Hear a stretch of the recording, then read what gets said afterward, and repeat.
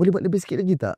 Sedap lah macam ni nampak. Saya sebenarnya kan, saya ni sukalah pergi mengurut. Alamak Ustaz, jangan Ustaz. Tapi dengar ni. Kita ada projek dekat Thailand tau. Jadi Thailand ni terkenal dengan pusat-pusat urut yang lelaki pergi tempat perempuan urut. Ustaz jangan happy ending lah, risau lah ni.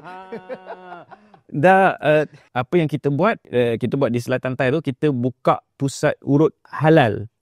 Maknanya halal, dia orang tak halal. Maksudnya laki-laki asing, perempuan-perempuan. Jadi insya-Allah kalau isteri yang tahu suami dia pergi kat pusat urut sini, insya-Allah dia tak buat benda tak elok. Tapi jadi sekarang ni lah, nyak ke pasti ke belum timis selamat dah. Lah, dia tak selamat dah ni. Maknanya pergi tempat urut lelaki pun. So, macam mana pandangan Ustaz kepada orang-orang yang memang suka pergi berurut ni? Apa alternatif yang diambil? Kadang-kadang saya adalah, kalau saya balik rumah, biasanya saya akan ada tukar-tukar urut lah yang saya akan panggil datang kat rumah. Selalu sembang kita panggil. Masuk panggil. Ya, sebab dia memang tawarkan servis untuk datang urut kat rumah lah. Dan memang dia bercerita adalah beberapa kali dia mengurut dan ada permintaan daripada klien dia untuk urut secara batin.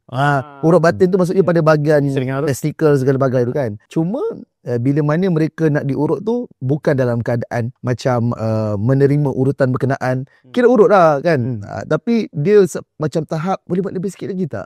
Sedap lah macam ni nampak. Kalau sekiranya tukar urut tu sendiri, dia merasakan apa boleh apa dan tidak, batas mana yang patut dia boleh buat dan dia tinggalkan, tak apa. Yang saya takut bila mana walaupun lelaki sama lelaki dan kemudian lelaki tu pula dia merasakan dengan urutan tu rasa macam seronok, rasa macam dibelai, akhirnya daripada kerisauan urutan perempuan kepada lelaki, lelaki dengan lelaki mungkin kerisaukan. Tapi sebenarnya tak ada masalah pun, memang banyak pun pusat-pusat urut.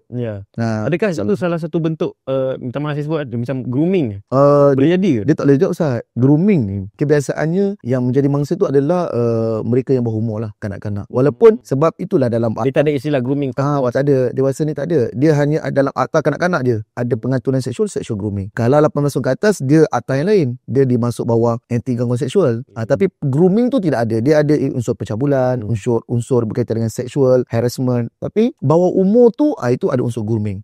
Cuma nak bagi tahunya kena tanya baliklah niat nak mengurut tu apa. Kan, kalau nak katanya nak urut ni jangan kata kat Thailand, kat dalam Malaysia pun boleh berlaku benda yang macam tu juga kalau ada niat yang salah.